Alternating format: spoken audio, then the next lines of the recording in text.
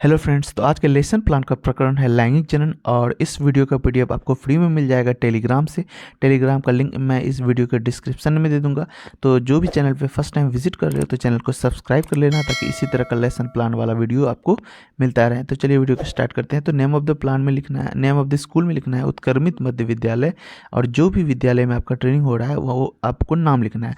Date में जिस भी डेट में आप ये लेसन प्लान यूज़ कर रहे हैं वो डेट लिखना है।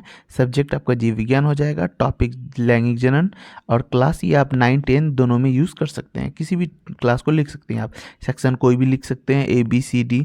पीरियड जो भी पीरियड होगा आपका वो पीरियड लिख सकते हैं। टाइमिंग हो जाएगी आपकी 40 मिनट की। उसके बाद आपको लिखना है सामान्य उद्देश्य, जो कि कम से कम 6 सामान्य उद्देश्य लिखने हैं। जैसे कि छात्र छात्राओं को विज्ञान के प्रति रुचि जागृत कराना, छात्र छात्राओं में मानसिक एवं तर्क शक्ति का विकास कराना, छात्र छात्राओं में वैज्ञानिक दृष्टिकोण का विकास कराना, छात्र छात्राओं में प्राणियों एवं वनस्पतियों के बारे में ज्ञान कराना, छात्र छात्राओं में प्रकृति के प्रति प्रेम भाव का विकास कराना, छात्र छात्राओं में राष्ट्रीय समीकरण एवं विश्व बंधुत्व की भावना का विकास कराना।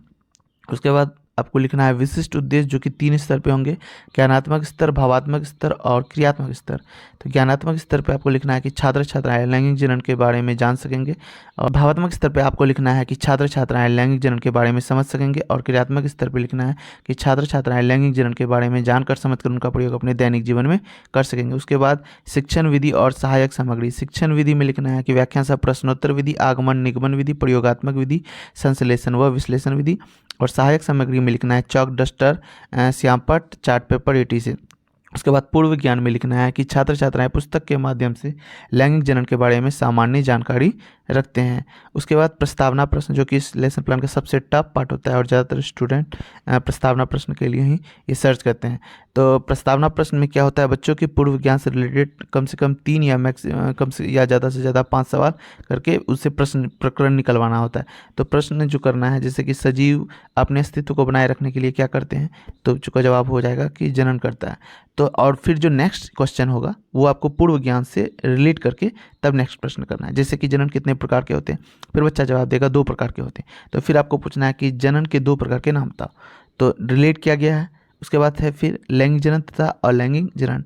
फिर उसके बाद लैंगिक जनन तथा अलैंगिक जनन में से ही रिलेट करके सवाल करना है कि मनुष्य में लैंगिक या अलैंगिक जनन होता है। तो यहाँ पे आप समस्यात्मक प्रश्न भी दे सकते हैं या फिर और देके लैंगिक जनन भी दे सकते हैं, क्योंकि हो सकता है कोई बच्चा जवाब भी दे दे या हो सकता है कोई जवाब ना दे पाए।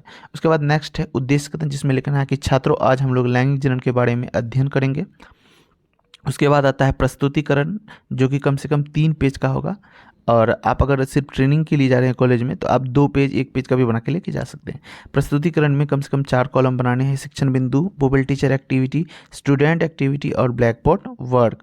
तो लैंगिक जनन शिक्षण बिंदु में लिखना है। उसके बाद व्याख्या करना शुरू करना है कि प्रजनन की वह क्रिया जिसमें 2 युग्मक गैमेट के मिलने से बनी रचना युग्मज यानी जायगोट द्वारा नए जीव की उत्पत्ति होती है, लैंगिक जनन कहलाते हैं, यानी सेक्सुअल रिप्रोडक्शन। और के संयोग को संयुग्मन कहते हैं, और युग्मंज या तो सीधे पौधे को जन्म देता है या विरामी युग्मंज बनाता है। उसके बाद पुपिल टीचर एक्टिविटी में यानी स्टूडेंट्स एक्टिविटी में लिखना है छात्र छात्र विक्रिया में, इसमें कि सभी छात्र छात्राएं ध्यानपूर्वक देखेंगे, सुनेंगे और समझेंगे। और ब्लैक बोर्ड वर्क में यहाँ ब्लैक कलर का चार्ट पेपर चिपका के आप इस प्रकार का डायग्राम बना देना है और कुछ भी टॉपिक लिख देना है जो भी आपको बच्चों को समझाना है। उसके बाद दूसरा पेज वाला प्रस्तुतिकरण में लिखना है शिक्षण, जिसे जाइगोस्पर्म कहते हैं। इस प्रकार के लैंगिक जनन को समयुग्मकी कहते हैं।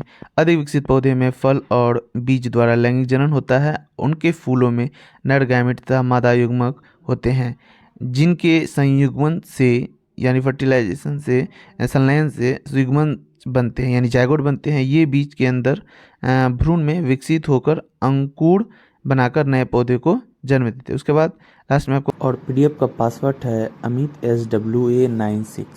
तो बहुत प्रश्न करना है, जो कम से कम 2 बहुत प्रश्न करना है जो बच्चों के पूर्व ज्ञान से रिलेटेड होगा। जैसे कि समान आकृति वाले युग्मन को क्या कहते हैं तथा विकसित पौधों में किसके द्वारा जनन होता है। तो इसका आंसर हो जाएगा समयुग्मक, और इसका हो जाएगा आपका फल, इसका हो जाएगा फल बीज द्वारा। उसके बाद इसमें भी लिखना है कि छात्र छात्राएं ध्यानपूर्वक देखेंगे, सुनेंगे और समझेंगे, और यहाँ ब्लैक कलर का चार्ट पेपर चिपका के इस पर कुछ लिख देना है आपको, जो कि आप बच्चे को समझाते ब्लैक बोर्ड पे समझाते समय लिखोगे।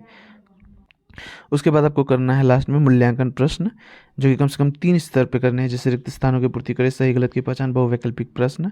तो जैसे कि लैंगिक जनन में डैश डैश भाग लेते हैं, तो आंसर आपको खुद लिख देना है कि युग्मक नर तथा मादा युग्मक में मिलने को निषेचन कहते हैं, सही या गलत। तो आपको यहाँ पे खुद ब्रैकेट देके दे देना है। उसके बाद लिखना है बहुवैकल्पिक प्रश्न, जैसे कि विकसित पौधों में लैंगिक जनन होता है, फल, बीज, डीएनए क्रोमोसोम ए बी दोनों, तो उस प्रकार आपको जो भी आंसर है वो आपको टिक कर देना है। उसके बाद होमवर्क में कम से कम 2 होमवर्क देने हैं, जैसे कि लैंगिक जनन किसे कहते हैं व्याख्या करें, तथा वनस्पतियों में लैंगिक जनन की व्याख्या करें। उसके बाद सुझाव आलोचना, जो भी आपकी कॉपी चेक करेगा यहाँ पे सुझाव आलोचना करेगा कि आपका लेसन प्लान कैसा था या नहीं था।